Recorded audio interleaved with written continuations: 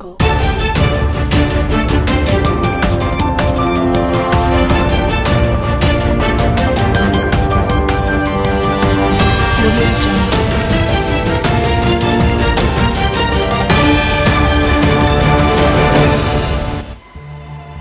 Biden, Space Force has launched a new interceptor missile at the Vandenberg Space Force Base, bolstering the U.S.'s ability to defend against long-range attacks.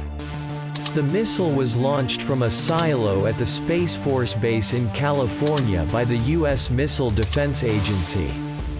Colonel Robert Long, Space Launch Delta 30 commander said, "Team Vandenberg has a long history of collaborating with our Missile Defense Agency partners to ensure safe launch operations for missile defense tests. It's an honor for Space Launch Delta 30 to work with our mission partners on this important national security test."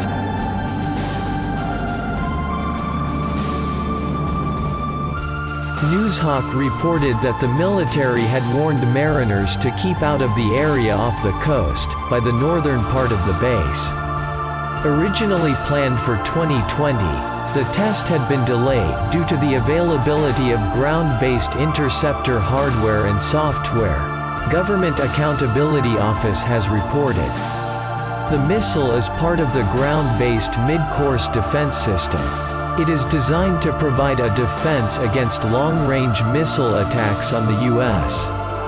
The test comes after U.S. naval ships arrived in the South China Sea, with the Carl Vinson Carrier Strike Group entered the region for the first time since getting deployed.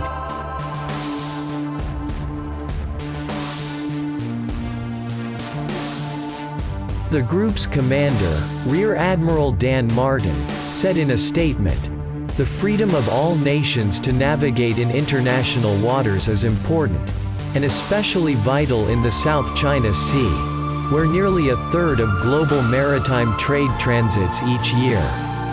The move comes as military tensions in the South China Sea continue to soar. The South China Sea is a strategic waterway where an estimated one-third of world shipping travels, equating to more than £2.9 trillion or $4 trillion in trade. And China has already built up a presence on 20 islands in the region via Navy and air bases or through continuous patrols.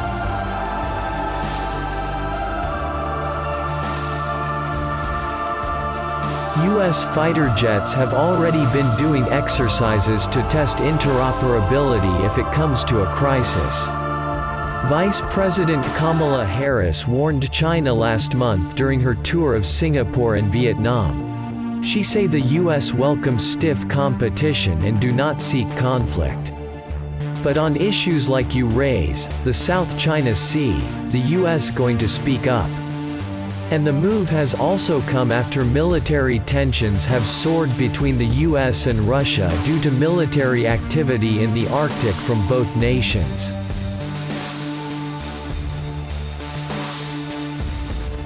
The Arctic is strategically very important for Russian President Vladimir Putin, who views it as an essential part of maintaining global power. For the U.S., Alaskan oil and gas supplies are critical for the economy.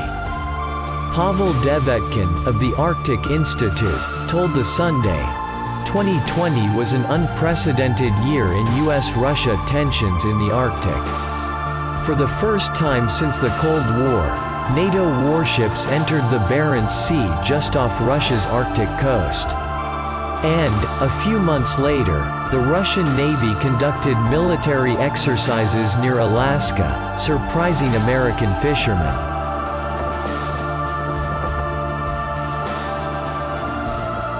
While switched to South China Sea, after China militarized some artificially constructed islands in the area to assert its claim over the waterway, several countries of the world seem to have been making concerted efforts to push back the Chinese.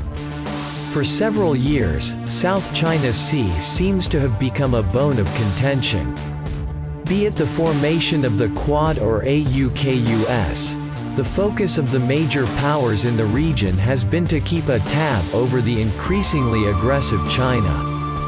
Calling it freedom of navigation, the US, the UK and other countries have been sending their warships to the region as a show of power, but with little or no effect on the adversary China. They regularly pass through the area to demonstrate the right to sail through what is considered to be international waters. It seems to have been only making the Beijing more aggressive.